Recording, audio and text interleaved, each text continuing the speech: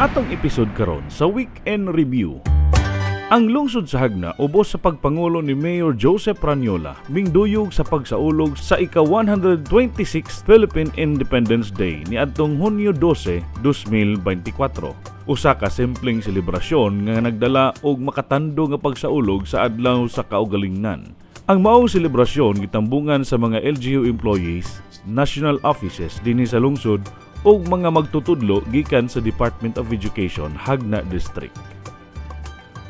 Sa laing bahin, didto sa Barangay Udyong mipahigayon og blessing og ribbon cutting ceremony sa ilahang bag-ong culvert nga gihatag gikan sa paningkamot ni Congresswoman Alexit Biesas Tutor uban sa ilahang kugihan nga kapitan nga si Shirley Tan Amora. Ang maong proyekto dako nga gikalipay sa mga tagi-barangay gumikan kay sa dugay nga panahon kini ilang gihandom nga mapanindot aron layo sila sa peligro sa matag biyahe nila tabok sa gamayng sapa sa ilahang barangay. Si Kapitan Amora, usa sa mga kapitan nga wala mamalit og boto panahon sa piniliay sa Barangay SK election ngaming tuman sa kausa ni Mayor Joseph Ranyola. Sa laing bahin, ang munisipyo sa Aliosan, probinsya sa Cotabato, ming bisita sa Hagna aron mapahigayon og benchmarking sa mga good practices sa lungsod sa Hagna ubos sa pagtimon ni Mayor Joseph Ranyola. Sama sa natradisyon sa lungsod sa Hagna matag adunay bisita nga moabot ang maong grupo sa ilang pag-abot. Sila gisugat og banda didto sa simbahan.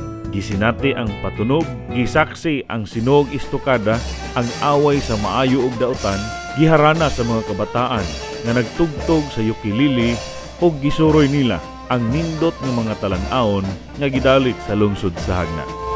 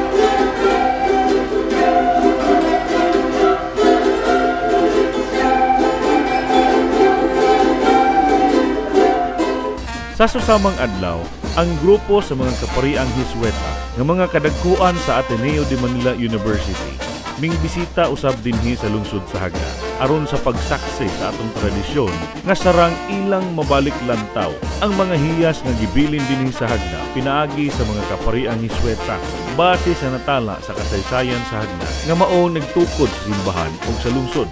Sa ila usab nga pag-abot, gisugat kini og banda, gisinati ang patunog o gisaksi ang away sa dautan ug maayo pinaagi sa tinog istukada. Giharana sa mga bata ug kauban sa grupo sa taga Alyosa ilang gisinati ang sabong o sabwag.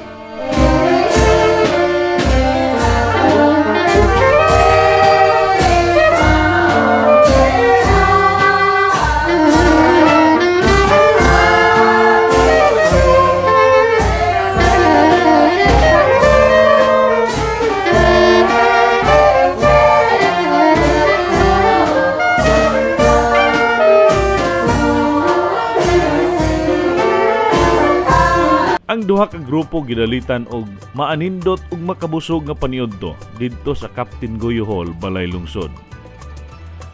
Pagkahuman sa ilahang paniudto, gipresentar sa Local Finance Committee ang financial status sa lungsod ug ang mga abot nga mga nahimo sa administrasyong Ranyola. Lakip na ang mga planong paghahimuon pa sulod sa iyahang pangatungdanan.